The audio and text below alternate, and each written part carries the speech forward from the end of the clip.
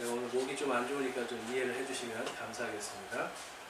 누가복음 제 27장 7강입니다. 우리 성경으로 시대를 분별하는 그리스도인이라는 제목으로 누가복음 12장 54절에서 57절까지 말씀을 선포하겠습니다. 자, 여러분 이제 오늘 말씀에서 지금 예수님께서는요 시대를 분별하라라고 말씀하고 있어요. 그러면서 뭐라고 말씀하시냐면 이 54절에 보면 이런 참 재미있는 이야기가 있습니다. 구름이 서쪽에서 있는 것을 보면 즉시 말하기를 소나기가 오는도다. 자, 여러분 이제 우리가 어제도 보니까 이제 날씨가 막 덥다가 하늘이 까매지니까 어때요? 우리 마음속으로 야 이제 뭐 비가 오겠구나. 그렇죠? 사람은요 어떤 한 그 자연 현상만 봐도 앞으로 무엇이 일어날지를 우리가 예측할 수 있습니다. 그런데 정확하게 몇 시 몇 분에 올지 알고 있나요? 알 수가 없죠. 그렇지만 구름을 통해서는 비가 오겠구나, 소나기가 오겠구나, 이제 날씨가 덥겠구나, 날씨가 이제 푹푹 찌겠구나, 이제 우리가 그걸 다 알아요. 정확한 날과 시는 알 수 없지만 우리는 어떤 때를 분별할 수 있는 지혜가 있습니다. 이것은 오랜 세월 동안 우리 조상들이 우리에게 준 지혜이고 또 우리가 살아가면서 얻는 경험을 통해서 얻는 지혜입니다. 오늘 성경 말씀에서는 우리 성도들이요 이 성경 말씀을 통해서 시대를 분별하라라고 예수님께서 말씀합니다. 왜 시대를 분별해야 될까요, 여러분? 시대가 점점 악해지기 때문에 시대를 분별하라는 거예요. 특별히 요즘 여러분 이 시대를 분별하지 못하니까 무슨 일들이 많이 발생돼요? 바로 이 이단들, 이 땅의 수많은 이단들이 우리 주변에서 계속 호시탐탐 우리를 노려요. 그러니까 성경 말씀으로 시대를 알지 못하면 그냥 한순간에 내가 성경을 조금 아는데 하면 어때요? 한순간에 넘어가게 돼 있어요. 여러분 그 이단에 가 있는 사람들이 성경을 몰라서 가 있는 것 같으세요? 그렇지 않아요. 성경을 아는 사람들이 무언가 조금 아는 사람들이 거기에 가서 앉아 있습니다. 그러니까 여러분 성경을 조금이라도 아는 것이 어설프게 아는 것이 여러분 참 위험한 거예요. 그러니까 어떤 분들이 이래요. 그럼 아예 모르면 되겠네요. 그래요. 근데 여러분 아예 모르면 어떻게 돼요? 시대를 분별하지 몰라서 예수님께서 언제 오실지 그리고 예수님께서 지금 이 시대에 원하는 게 무엇인지를 잘 분별하지 못하는 그리스도인이 됩니다.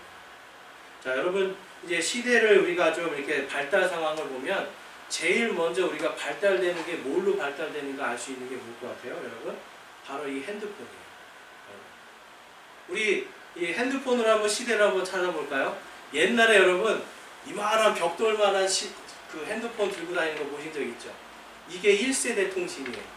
이만한 벽돌 같은 걸 이렇게 들고 다니고 무거워가지고요, 여러분 이거 여자분들은 오래 들고 다니지도 못했어요.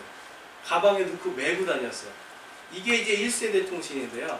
그 다음에는 뭐예요, 여러분? 이렇게 접었다 폈다 하는 폴더, 그리고 이렇게 슬라이딩 올렸다 내렸다 하는 거. 이게 2세대 통신이에요. 그러니까 여러분 벌써 지금 여러분 머릿속에 벌써 통신의 발달이 여러분 머릿속에 다 있어요. 지금 이제 젊은 청년들은요 이 벽돌만한 핸드폰을 들고 다닌다는 걸 이해를 못하죠. 근데 우리는 이미 다 봤어요. 그렇죠? 그 다음에 3세대 통신은 뭐냐면 이렇게 터치 스크린, 그렇죠?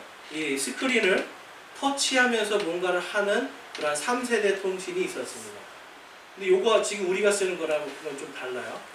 그 다음에 4세대 통신이 뭐냐면 이제 어플리케이션으로 해가지고 이것으로 이제 우리가 마음대로 우리가 하고 싶은 대로 영화도 보고 뭐 인터넷을 다 할 수 있는 그러한 것이 4세대 통신이에요. 자, 근데 이제 4월 5일부터 올해 4월 5일부터 시작된 게 뭐예요, 여러분? 5세대 통신이에요. 자, 이 5세대 통신은 4세대 통신보다 몇 배가 빠른지 아세요, 여러분? 20배가 빠릅니다. 20배. 그러니까 지금 작년하고요, 올해 4월하고 통신 속도가 20배가 달라지는 거예요. 세상은 어때요, 여러분? 20배가 이제 더 빨라지는 시대가 오고 있습니다.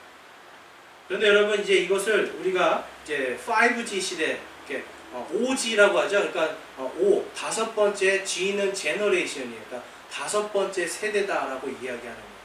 근데 여러분 이 5세대 통신 시대가 되면서 이제 앞으로 어떤 일들이 일어나는지 여러분 우리는 잘 몰라요.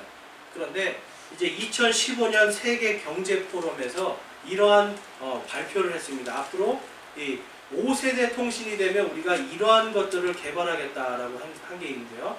앞에 한번 보시면 스크린에 보시면 여러분 이게 2015년도에 계획한 거예요. 거기에 보면 뒤에 분 잘 보이세요?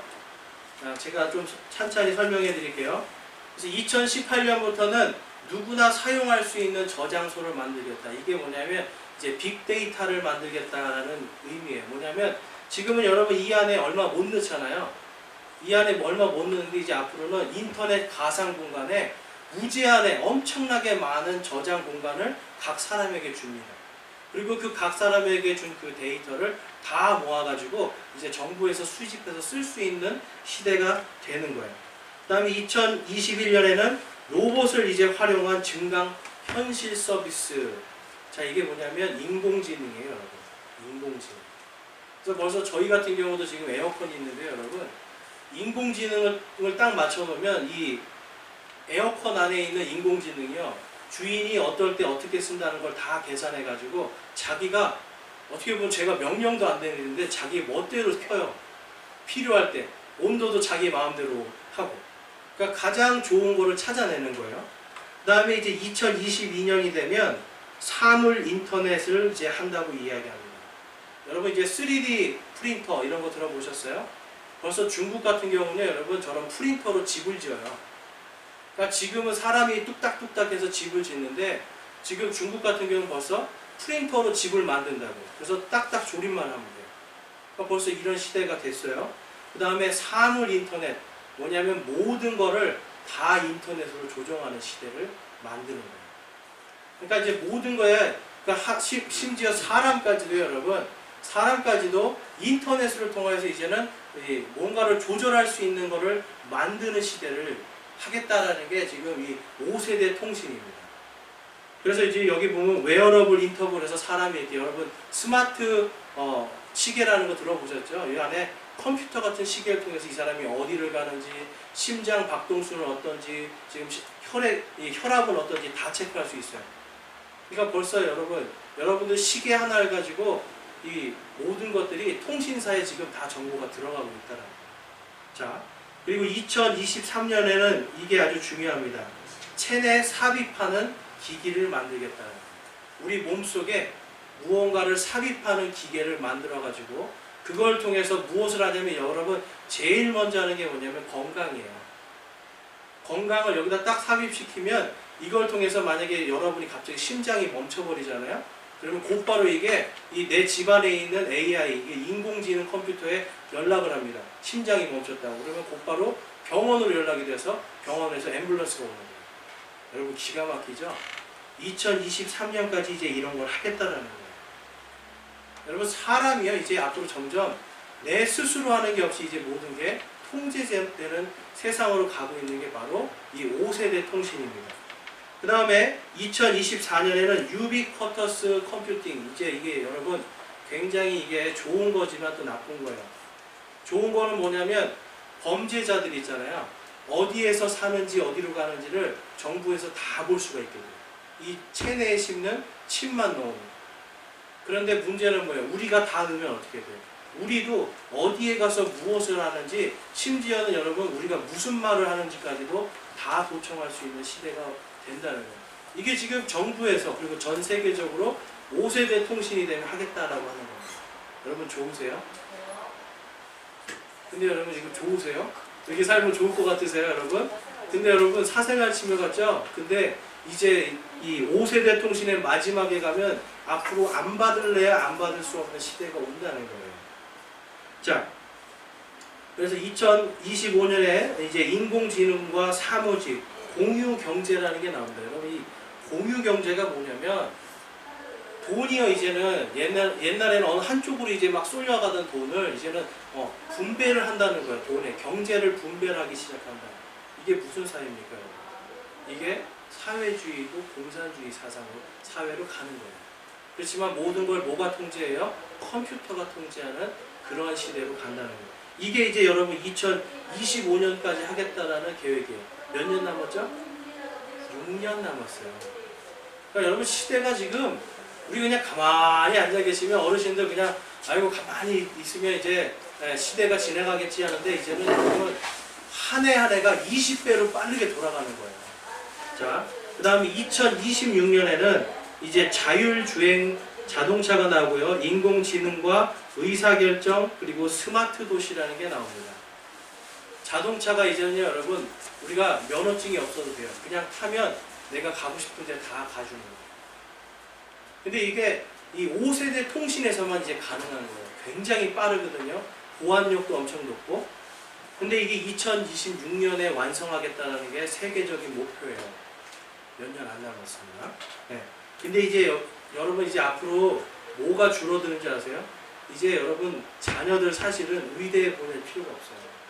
왜냐하면 인공지능 빅데이터가 사람의 이런 걸 보면서 바로바로 진단을 해서 병원을 보내요. 그러니까 의사 숫자가 굉장히 많이 줄어드는 거예요. 그러니까 의사들이요 이제 앞으로는 이렇게 먹고 살기 위해서 여러분 엄청난 경쟁을 해야 됩니다. 누구하고 경쟁해야 돼요? 인공지능 컴퓨터랑 경쟁해야 돼요. 그 다음에 이제 스마트 도시라는 게 나오는데 이 스마트 도시가 뭐예요 여러분? 손과 어떤 이마나 이런 데 칩을 심은 사람만 들어갈 수 있는, 완전히 이제 여기서는 여러분 이 스마트 칩이 내 몸에 있지 않냐면 그 안에서 살지 못하는, 근데 어때요? 여기 굉장히 안전한 곳이고요 경제적으로도 굉장히 편안한 곳이 돼요.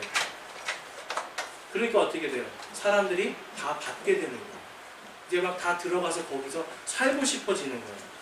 처음에는 이런 도시가 1개 정도 되고요 2개가 되고 3개가 되고 이제 나중에 어떻게 해요? 전국으로 퍼지는 거예요. 그 시기가 언제가 될지는 모릅니다. 그리고 2027년에는 비트코인과 블록체인이라는 게 나와요. 무슨 말이냐면 이제 은행이 없어지는 거예요. 그리고 현실 속에서 우리가 화폐를 가지고 다닐 필요가 없어요. 바로 이 몸에 삽입한 기기들, 이러한 칩 같은 거나 이런 걸 통해서 전부 다 매매하고 사고 팔고 들어가고 나오고 다 할 수 있는 거예요. 실제로 이제 미국에서는 지금 뭘 만들고 있냐면 이 사람 몸에 칩을 심어 가지고요 제가 이제 그 큰 대형 마트에 들어갑니다. 대형 마트에 들어가면 인공지능이 이 사람의 평소에 그 쇼핑, 이 사람이 뭘 샀는가가 벌써 딱 나와서 그게 벌써 따다다다닥 다 준비가 돼요. 그 다음에 이 사람이 약국에 들어가잖아요. 이제 우리는 이제 조그만 약국인데 거기는 엄청 큰 약국이에요. 약국에 들어가면 이 사람이 처방을 받았잖아요. 처방 받은 그게 그대로 내가 약국에 들어가는 순간 약사가 가지고 있는 컴퓨터에 그대로 들어가서 필요한 약이 쫙 조제가 돼서 나와요. 그리고 돈 낼 필요가 없어요. 그냥 나오면 알아서 내 계좌에서 빼나가는 거예요. 여러분 벌써 이게 시작이 되고 있어요. 여러분 시대가 어때요? 여러분 제가 이 말씀을 드린 이유가 우리가 모르는 사이에 지금 시대가 이렇게 되고 있고 이 시대가 굉장히 빠르다는 거고요. 이거에 대해서 요한계시록에 가보면 이렇게 말씀하고 있습니다. 요한계시록 13장 16절에서 18절. 이게 지금 언제 쓰여진 말씀이에요 여러분? 지금부터 2000년 전이에요. 자, 그가 모든 자, 곧 작은 자나 큰 자나 부유한 자나 가난한 자나 자유로운 자나 매인 자에게 그들의 오른손 안에나 이마 안에 표를 받게 하고, 여기서 이 그는 누구입니까? 바로 적그리스도를 이야기하는 거예요. 내가 하나님이다, 내가 바로 예수다라고 하고 등장하는 한 통치자가 있다라는 거예요. 마지막 때. 근데 어디에다가 넣는다고 그래요?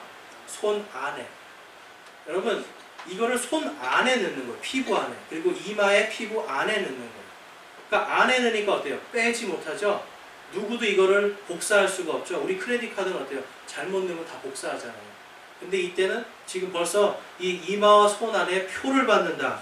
그 표나 그 짐승의 이름이나 그의 이름의 숫자를 가진 자 외에는 아무도 사거나 팔지 못하게 하더라라고 이야기해요. 여러분 스마트 도시에 들어가면 이 일이 생기는 거예요. 이 표를 받지 않은 사람은 들어가지도 못하고 나오지도 못하고 또한 그 안에서 사고 팔고를 절대 할 수가 없는 거예요. 이게 지금 이 5세대 통신이 앞으로 추구하는 바입니다.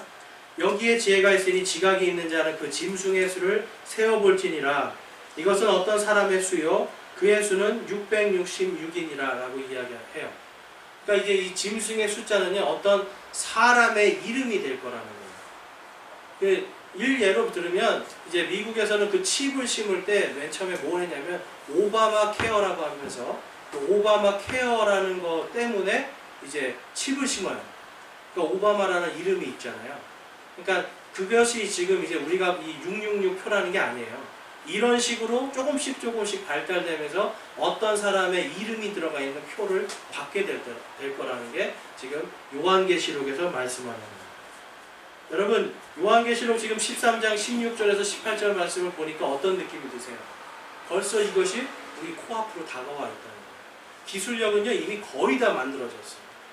그래서 마지막 때에 우리가 이 시대를 분별하지 않으면 어떤 일이 발생합니까?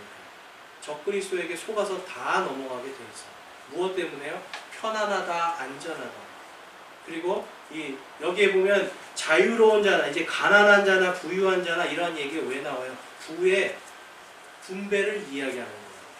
그러니까 이 표를 주면서 여러분 그때는 이제 동전이 아니라 비트코인 같은 인터넷 디지털 화폐를 쓰거든요. 지금 벌써 디지털 화폐를 많이 쓰고 있어요. 전 세계적으로.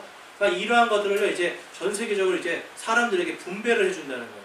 그러면 돈이 없는 사람들은 어때요? 기쁘잖아요. 받으라고 하면 그냥 받는 거예요. 몸이 아픈 사람들은 어때요?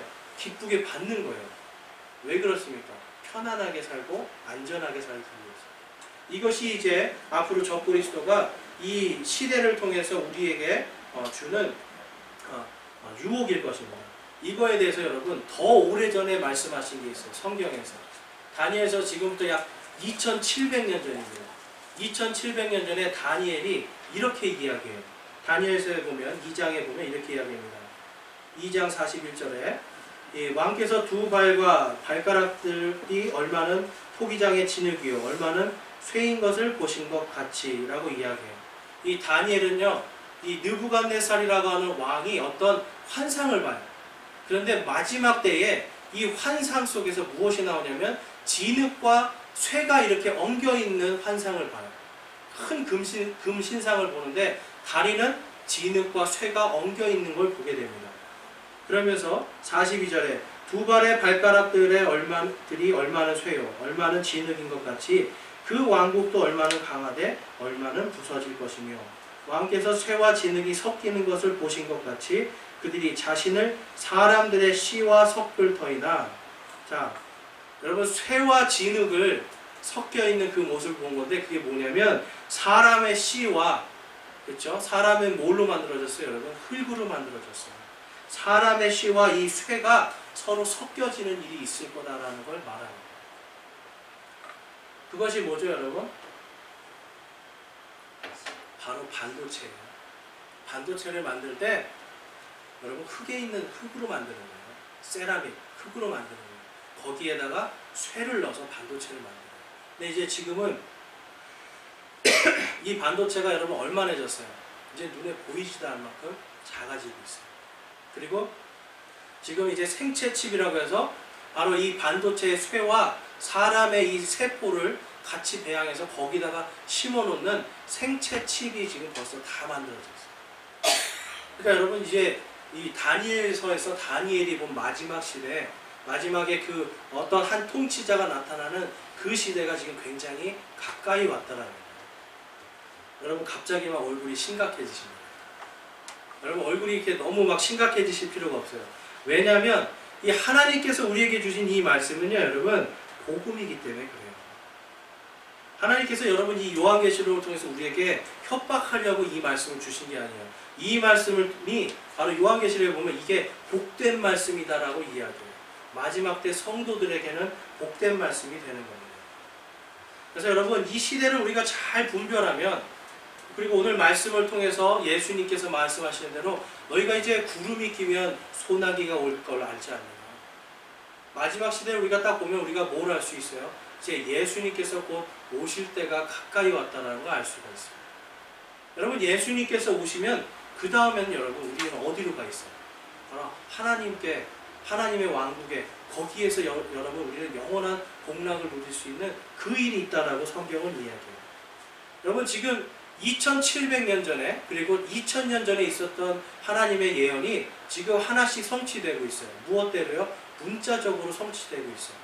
그럼 우리가 앞으로 구원받고 하나님의 왕국에 갈 것이 문자적으로 성취가 됩니까? 아니면 그냥 어떤 우리의 영적인 해석으로 성취가 됩니까?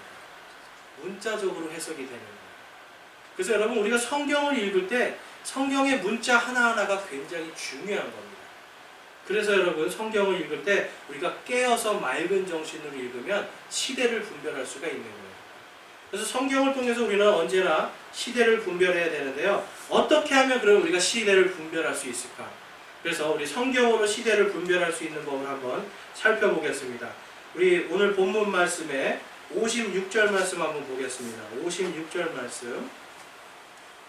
본문 말씀 56절 말씀 우리 함께 읽어보겠습니다. 너희 위선자들아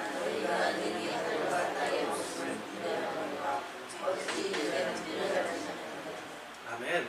자, 이 말씀은 분별할 수 있다는 말씀이에요? 있지 않다는 말씀이에요? 있다는 말씀이에요.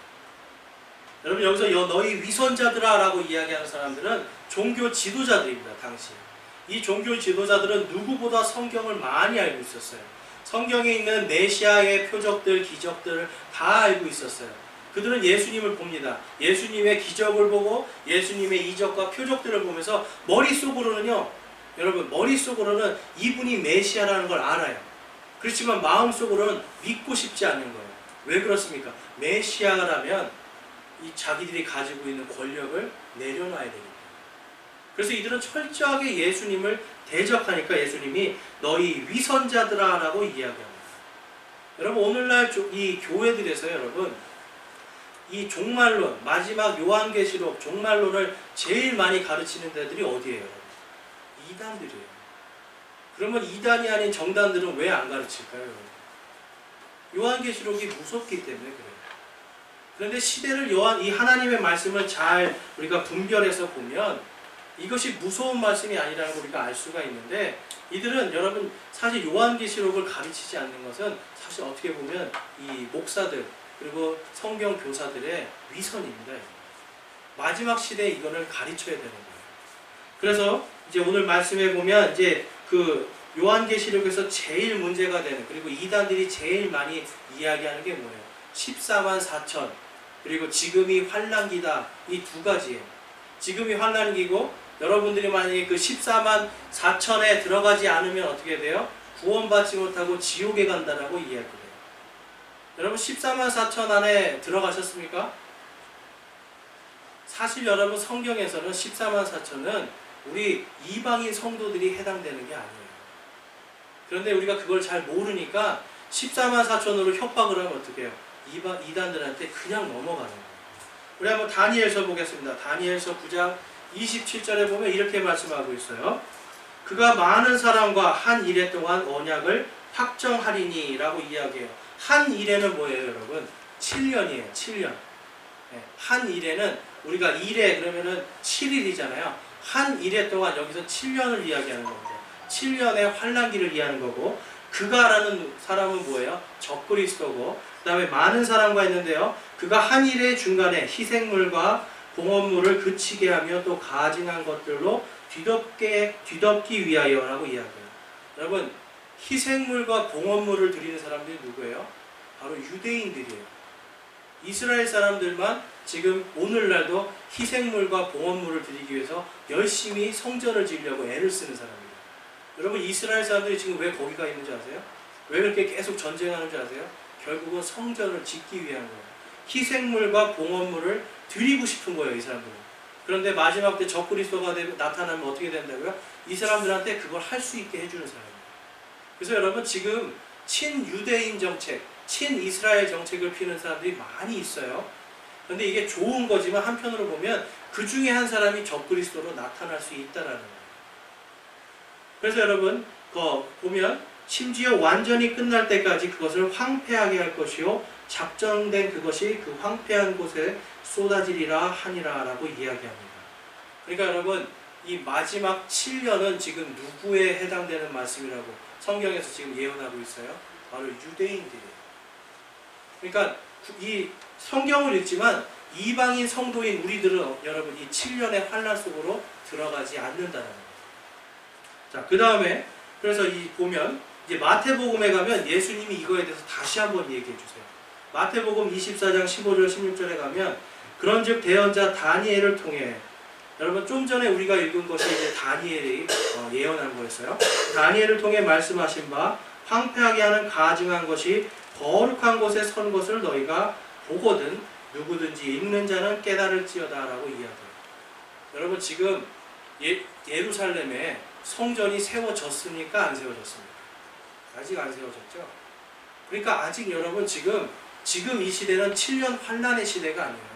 지금은 아직 성경에서 말하는 대로 교회 시대예요. 이 교회 시대가 끝나야 바로 7년 환란 시대입니다. 예수님께서 지금 그걸 말씀해 주시는 거예요.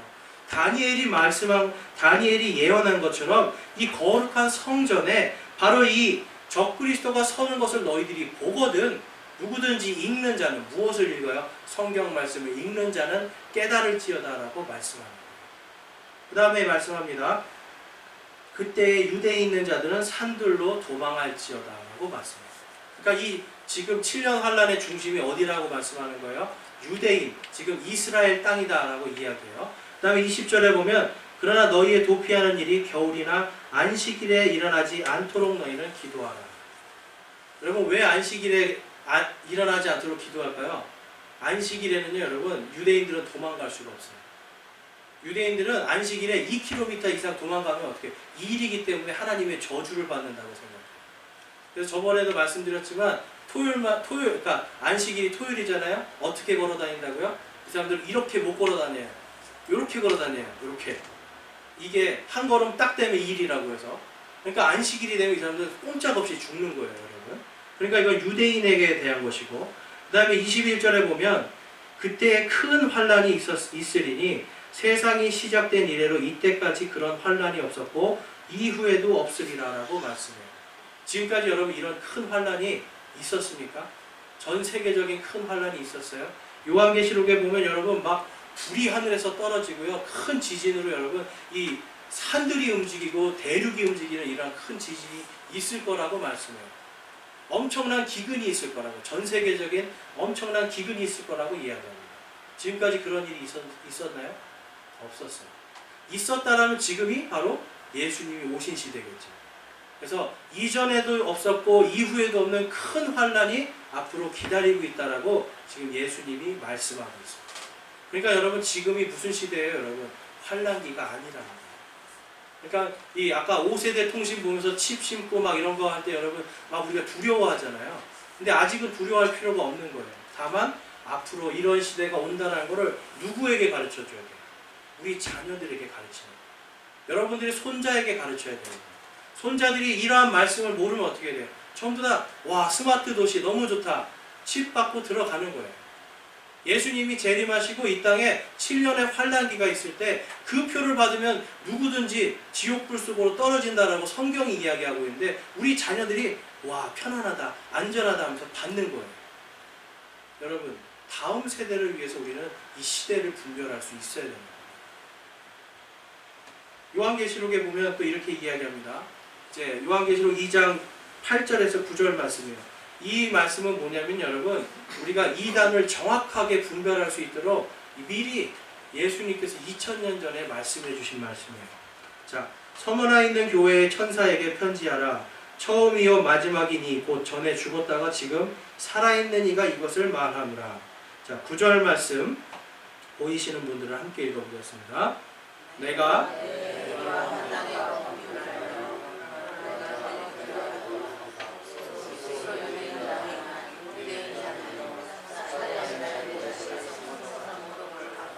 자, 여러분 요즘 이단들이 제일 많이 하는 게 뭐예요? 신천지. 우리가 유대인이다. 그래서 유대인의 이스라엘의 12지파가 우리다 라고 이야기하죠. 안상홍 증인의 우리가 유대인이다 이야기해요. 그 다음에 또 여호와의 증인들 우리가 유대인이다. 그래서 뭐예요 여러분? 여호와의 이름을 불러야 된다. 그렇죠? 그 다음에 안식일교 우리가 유대인이다. 그래서 뭘 지켜야 된다? 안식일을 지켜야 된다. 여러분 이단들은요 공통점이에요. 우리가 유대인이라고 주장해요. 지금 여러분 이 중에 그 히브리말 할 수 있는 분 계세요? 이스라엘말 할 수 있는 분들 안 계시죠? 이스라엘말 읽으실 수 있는 분들 안 계시죠? 유대인들은요 여러분 전 세계 어디를 가든지 어릴 때부터 이 히브리말을 읽고 쓸 수 있게 가르칩니다. 이거는 그냥 무조건 가르치는 거예요. 이거를 할 수 없다는 건 유대인이 아니라는 소리인데 여기 계신 분들은 여러분 모두 유대인이 아니에요. 이것이 너무나 다행스러운 일이죠. 왜 그래요? 7년 환란 속으로 들어가지 않기 때문에. 예수님께서 여러분 분명하게 지금 말씀해 주시는 거예요. 스스로 유대인이라 하나 유대인이 아니요 사탄의 회당인 자들의 신성 모독을 아노라라고 이야기해요. 당시에도 여러분 오늘날에 있었던 신천지 같은 이단이 그대로 있었어요. 2000년 전이나 지금이나 이 적그리스도의 영이, 마귀의 영이 끊임없이 나를 우리가 유대인입니다라고 얘기하면서 사람들을 종말론을 가르치면서 어떻게 해요? 돈을 긁어 모으는 거예요. 얼마 전에 미국에서 이 안상홍 증인회라는 데서 큰 무리를 일으킨 게 뭐냐면 집 팔아라. 이제 예수님 오신다. 이제 예수님 오시고 우리는 이제 14만 4천이니까 이제 환란기 이제 들어간다. 천국으로 들어가니까 집 팔아라. 학교도 가지 말아라. 아무것도 하지 말아라. 다 팔아라. 그리고 어디로 돈 내라? 교회로 돈 내라. 여러분 그것 때문에 미국에서 한번 난리가 났어요. 이 사람들이 믿는 건 뭐예요? 우리가 유대인이고 지금이 환란기라고 믿으니까 사람들이 여러분 그대로 딸려 들어가는 거예요. 제가 여러분들한테 오늘 이 말씀을 드리는 이유는 이러한 미혹에 들어가지 말라고 하는 거예요. 그것이 바로 성경적으로 우리가 사탄의 회당들에게 넘어가지 않는 길입니다. 자, 그래서 여러분 스스로 유대인이 아닌데 유대인이라고 하는 자들이 사탄의 회당들이다. 그러면 지금 신천지는 뭐예요 여러분? 사탄의 회당들. 이단들은요 여러분 지금 다 스스로 내가 유대인입니다라고 하는 이단들은 사탄의 회당들이에요. 그래서 여러분 요한계시록에 보면 우리가 마지막 때 이 이스라엘에게 퍼부어질 엄청난 진노. 왜 퍼부으실까요 여러분? 아무리 여러분 성경을 보여주고 복음을 전해도 이들은 듣질 않아요. 여전히 예수님을 누구라고 생각해요? 그냥 사람이다라고 생각해요. 그리고 여러분 지금 과학이 발달되고 문명이 발달되니까 지금 우리의 젊은 세대들, 여러분 젊은 세대들 지금 예수님 믿고 예수님의 이러한 기적들 보면 어때요? 그냥 신화라고 생각해요. 진짜가 아니라고 생각해요. 예수님이 부활했다는 것도 진짜가 아니라고 생각해요. 그러니까 어떻게 돼요? 마지막 때 예수님이 그러시잖아요. 마지막 때 내가 너희의 믿음을 보겠느냐 그래요. 마지막 때가 될수록 믿지 않을 수밖에 없게 돼요. 스마트 도시 들어가 보세요 여러분. 하나님이 없어도 인공지능 컴퓨터가 다 도와줘요. 다 도와준다니까요. 아프면 바로 병원에서 온다니까요 여러분. 우리는 지금 아프면 어떻게 해요? 기도하잖아요. 하나님 살려주십시오. 기도하는데 스마트 도시에 가면 아프면 컴퓨터가 보내준다니까요 여러분. 하나님이 필요 없는 시대예요. 우리의 다음 세대는요 하나님이 필요 없는 시대가 되니까 하나님을 찾지도 부르지도 않게 됩니다. 그렇기 때문에 여러분 이 마태복음 24장 23절에서 예수님이 이렇게 말씀하는 거예요. 그때 누가 너희에게 이르되 보라 그리스도가 여기 있다 하거나 저기 있다 해도 그들을 그 말을 믿지 말라라고 이야기해요. 오늘날 여러분 수많은 사람들이 내가 그리스도다라고 이야기해요. 전 세계의 자칭 그리스도의 80%가 대한민국에 있습니다. 우리나라에 왜 이렇게 예수님이 많은 거예요? 여러분? 왜 이렇게 많냐면 사람들이 성경 말씀으로 시대를 구별하지 못하니까 그래요. 성경 말씀으로 시대를 구별하면 지금이 바로 환란기가 아니라는 걸 알 수가 있고 예수님은 도저히 이 한국 땅에 올 수 없다는 걸 분명히 알 수 있는데 그것을 우리가 성경을 보지 않으니까 모르는 거예요. 여러분 예수님은 어디로 오십니까? 어디로요? 예루살렘? 맞습니다. 자, 스가랴서에 벌써 2700년 전에 이렇게 예언이 되어 있는 거예요. 자, 스가랴서 한번 보겠습니다. 그날에 그분의 발이 예루살렘 앞 동쪽에 있는 올리브산 위에 설 것이요. 올리브산이 어디예요, 여러분? 여러분들이 이제 옛날에 읽던 성경으로는 감람산이에요. 감람산. 그러니까 예수님이 예루살렘 앞 동쪽 이 올리브산, 감람산에서 어떻게 해요? 하늘로 올라가시는 거예요. 그때 천사들이 이야기해요. 너희들이 본 그대로 다시 오시리라 라고 이야기해요. 근데 스가랴는 뭐라고 하냐면 그 본 그대로 다시 올리브산에서 올라가신 것처럼 다시 올리브산으로 내려오실 것이다 라고 이야기해요. 그리고 올리브산이 거기에 한가운데서 동쪽과 서쪽으로 갈라짐으로 심히 큰 골짜기가 생길 것이며 그 산의 반은 북쪽으로 그 산의 반은 남쪽으로 이동하리라 라고 이야기하면서 예수님이 여러분 땅에 지금 딱 올리브산에 도착 내려오는 순간 어떤 일이에요? 엄청난 지진이에요. 산이 쪼개진다니까요. 산이 네 등분돼서 동서남북으로 쫙 갈라지는 일이 생기는 거예요. 지금까지 그런 일은 없었죠. 그리고 이 예수님이 어디로 온다고요? 예루살렘 앞 동쪽 올리브산으로 온다. 자, 그럼 한국에 있는 문선명, 한국에 있는 이만희 지금 다 어디서 태어났어요? 한국에서 태어났어요. 올리브산 갈라진 일 아직도 없죠, 여러분. 그러니까 여러분, 이 사람들은 지금 저 가짜 그리스도입니까? 진짜 그리스도입니까? 우리가 여러분, 이단들은요, 그냥 성경 말씀만 자세히 보면 이단들은요, 그냥 바로 드러나게 돼 있어요. 근데 우리가 성경을 모르니까, 성경으로 시대를 분별할 줄 모르니까 계속해서 넘어가는 거예요. 그래서 여러분, 다시 한번 보면, 이 인공지능 시대 앞으로 딱 그렇게 보니까 여러분, 얼마나 남았어요, 이제 앞으로. 올해가 2019년입니다. 스마트 도시가 나올 때까지는 이제 8년.